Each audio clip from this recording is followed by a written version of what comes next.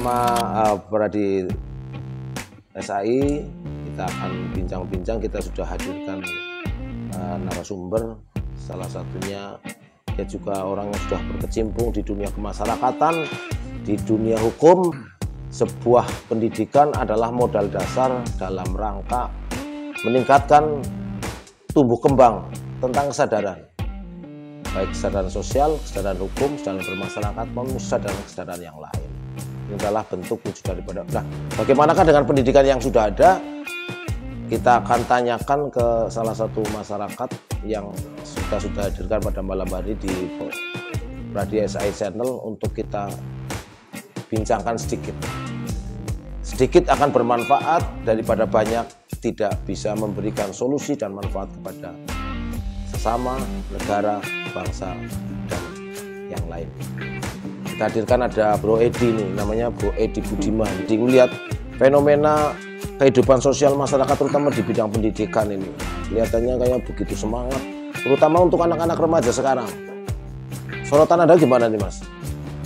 Iya, tentang dunia pendidikan sebenarnya kan tidak sederhana ya Mas ya. Ada banyak sekali komponen yang ada di dalamnya. Jadi kita mesti bikin sebuah ini dulu, batasan.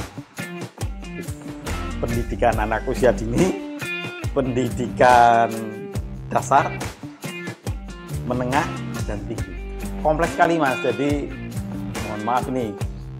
Jadi kalau harus menjelaskan, mengomentari ini, kita harus ini dulu. Spesifik lagi ya. Spesifik, jangan terlalu luas ya. Iya. Justru yang saya ingin kaji dari dalam ini kan Anda sebagai masyarakat penikmat sistem pendidikan yang ada di negara kita. Berarti pendidikan boleh katakan penikmat, bukan berarti dia akan mendapatkan output daripada sebuah sistem. Berarti pendidikan secara umum lah. Ya, secara umum aja. Dari sisi ya. Ya kita melihat memang terutama adanya pergantian kurikulum yang kita menjadi sebuah rahasia umum ketika sebuah pejabat itu berganti, kemudian aturan main atau kurikulum yang menjadi panduan, kalau dalam bahasanya itu ya panduan aja, jadi pedoman dasar untuk menjalankan sebuah kebijakan, itu kemudian berubah. Nah ini yang kemudian mempengaruhi namanya konsistensi atau keberlanjutan program yang mungkin tadinya sudah baik, tapi karena ada perubahan yang sangat mendasar, harus dimulai dari nol lagi bahasanya.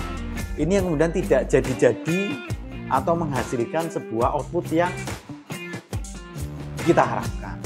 Saya merasakan ketika kita sekolah dulu, itu sistemnya ya kayaknya sederhana, tapi outputnya sangat berbeda dengan sekarang. Contoh kasus ini Mas, sampai sekarang misalnya saya dulu waktu SMA itu, kalau kayak saya itu masih ada program A1, A2, A3. Saya mengambil program A3. A3 itu kalau sekarang itu IPS. Walaupun saya sebenarnya masuk ke A1.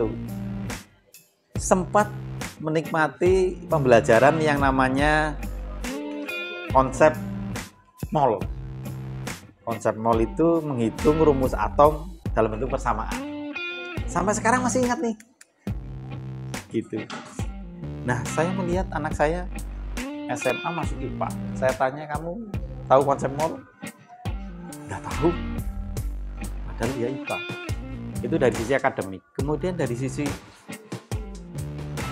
tadi disampaikan misalnya akhlak, nilai-nilai yang baiklah di tengah masyarakat ini sekarang mereka tidak mendapatkan. Bagaimana mereka berperilaku, menghormati yang tua, menyayangi yang muda, itu mereka tidak mendapatkan.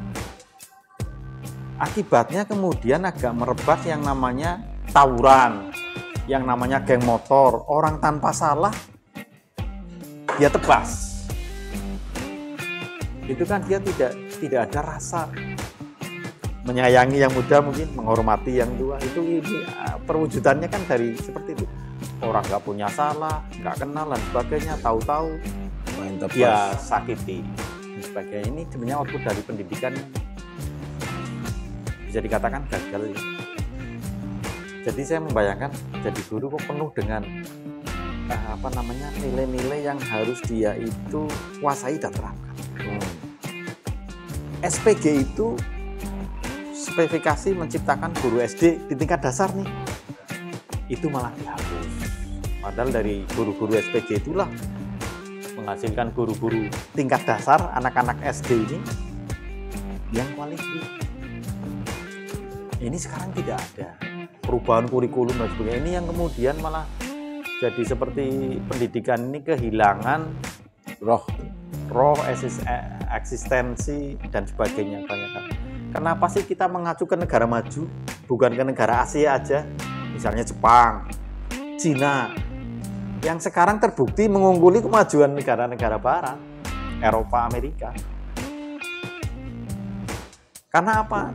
Dasar pondasi pendidikan mereka berarti tidak kalah dengan negara-negara maju. Yang kita contoh negara-negara maju, negara Barat, yang itu secara karakter agak jauh, secara budaya juga agak jauh, tapi kalau Asia kan masih dekat.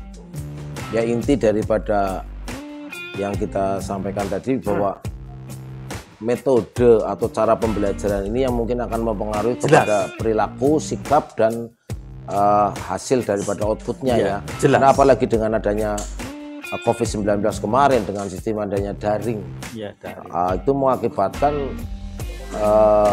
kegagapan teknologi, kegagapan orang di dalam mendapatkan menyerapkan ilmu pendidikan, kemudian oleh para pendidik yang mungkin dirasa masih minim ya. Garis besarnya bahwa masih ada kekurangan dalam hal ini adalah mengenai masalah sistem ya kan, sistem yang mungkin bisa diterapkan untuk siswa yang sekarang ya. Kebetulan Pak Mas Edi juga berprofesi sebagai seorang lawyer ya, praktisi hukum, sekarang sudah beralih ke seorang praktisi hukum, kemudian sudah sering terjun di pengadilan. Kalau dari Mas Edi sendiri melihat situasi kondisi hukum sekarang gimana? Secara garis besarnya aja, jangan mengarah kepada sebuah sistem yang kita hadapi sekarang. Ya kita kan seperti ini Mas, ini sudah menjadi sebuah sebuah tujuan hukum yang umum kita sepakati bahwa tujuan hukum itu kan ada 3 ya, kepastian, kemanfaatan, dan keadilan. Nah sebenarnya itulah yang menjadi tujuan hukum dan harus menjadi fokus daripada aparat penegak hukum. Bagaimana memberikan kepastian hukum, keadilan, rasa keadilan, itu tadi, itu benar-benar wujud dalam praktek penegakan hukum. Nah ini yang kita lemah di situ kan seperti itu. Karena apa? Ya memang kemudian masyarakat melihat dengan sangat mudah melihat di media adanya diskriminasi. Kan? Itu ke bawah jadi agak sulit untuk mencapai tujuan hukum. Jadi seolah-olah masyarakat jadi apatis. Wah ini kalau kita punya masalah hukum, gambarannya akan rumit lah. Dan kemudian terkait dengan organisasi nih Mas, organisasi profesi sekarang kan banyak sekali marak, bahkan ratusan dan di mana-mana ada dan sebagainya. Mungkin kacamata Anda sendiri gimana cara pandangnya? Sudah menjadi sebuah kelaziman, rahasia umum juga bahwa dunia advokat ini adalah dunia fake ya. Satu itu, yang kedua, yang namanya advokat, lawyer itu tidak mudah untuk disatukan. Itu sejarahnya seperti itu. Makanya perjuangan untuk menyatukan profesi, wadah profesi itu kayak mustahil aja dilakukan. Dan ini memang seperti melekat di profesi pengacara itu yang memang dunia fake, tidak mudah mengendalikan. Ya memang karena sejarahnya memang begitu. Ya, namanya peristiwa sekarang kan tidak terlepas dari sejarah masa lalu yang mestinya sebuah cita-cita yang ingin menyatukan mau boleh-boleh saja, mau namanya orang mau ingin menyatukan kan boleh saja. Ya, ya. Pada akhirnya kan yang akan menentukan sebuah bahkan seseorang itu sukses atau tidak sebagai seorang lawyer itu kan mereka sendiri, bukan organisasi profesi. Keterujian di lapangan, ada banyak hal, kemampuan analisis dan sebagainya itu yang akan menentukan mereka sukses tidaknya. Oke, dengan organisasi banyak dan sebagainya, ini mungkin ada kecenderungan, saya ingin menanyakan juga, ini ada ketertarikan dengan Pradi SAI ini.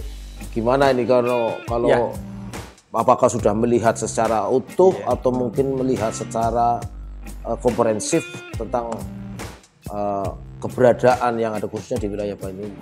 Ya, sebenarnya sejak masih kuliah saya sudah senang itu dengan dunia aktivis, berjuang yang tanpa pamrih. Dan saya melihat spiritnya ada di SAI. Jadi perjuangan itu sudah melekat sejak saya itu pertama kali menginjak pintu gerbang kampus, langsung dengan berbagai kegiatan sosial, bakti sosial dan sebagainya. Habis waktu saya di luar. Jadi pada prinsipnya itu kembali kepada semacam idealisme ya. Saya senang itu. Semua itu ada ditemukan di SAI ya. Di SAI. Ini bukan berarti saya promosi itu memang. Sehingga hal ini menjadi sebuah bagian tujuan yang harus kita kerjakan bersama. Betul, untuk perjuangan. Satu, memang idealisme harus ada, tertanam. Masalah rezeki saya yakin, percaya karena sebagai tokoh agama dan sebagainya bahwa sudah ada yang ngatur, tinggal bagaimana kita menyalurkan, bagaimana pandai-pandainya kita bersyukur. Kemudian kan di era sekarang kita tahu sendiri lah ya, kita sudah tahu pemilihan presiden sudah berjalan, pemilihan pilkada sudah berjalan, bahkan sekarang sudah ada secara definitif bahwa presidennya adalah Pak Prabowo Gibran. Mau tidak mau kan kita sebagai warga negara harus ikut dong mengapresiasi dengan kekuatan apa yang kita miliki. Relawan-relawan juga banyak sekali relawan ini, Mas. Terus mungkin Anda akan cenderung untuk ke salah satu relawan untuk mengabdikan dirinya dalam artian menyalurkan hobi seorang aktivis. Gimana itu? Ya, jadi yang dibutuhkan saat ini untuk bangsa kita ini, masyarakat Indonesia secara umum adalah bersatu kembali, menghilangkan segala perbedaan, persaingan di kemarin pilpres itu. Kayak orang bertinju data sering itulah, sampai berdarah-darah, ketika selesai berplay, ya rangkulan, salaman, kan gitu. Ya ibaratnya mungkin kemarin ada luka, ada apa, itu sebagai sebuah bagian dari perjuangan masing-masing kita. Sekarang memang potensi-potensi yang ada itu mestinya kembali menyatu sehingga tujuan daripada pemerintahan yang baru ini bisa berjalan sesuai dengan harapan. Saya yakin semua presiden siapapun yang terpilih itu punya niat baik memajukan bangsa Indonesia. Nah, ini yang perlu kita support di sini garis bawah. Ya. Artinya kita siap mensupport pemerintahan yang sah yang kemarin sudah kita lalui dalam kontestasi dan terpilih secara sah, kita melakukan yang terbaik bagi masyarakat. Itu adalah sebuah bagian daripada komitmen yang namanya warga negara ya. Betul. Antara warga negara dengan pemerintah menjadi satu kesatuan untuk dalam rangka mencapai tujuan tadi, ada keadilan, kemanfaatan, kepastian hukum kan satu rangkaian. Sebagaimana halnya didukung dengan organisasi yang sebagai profesi kita miliki.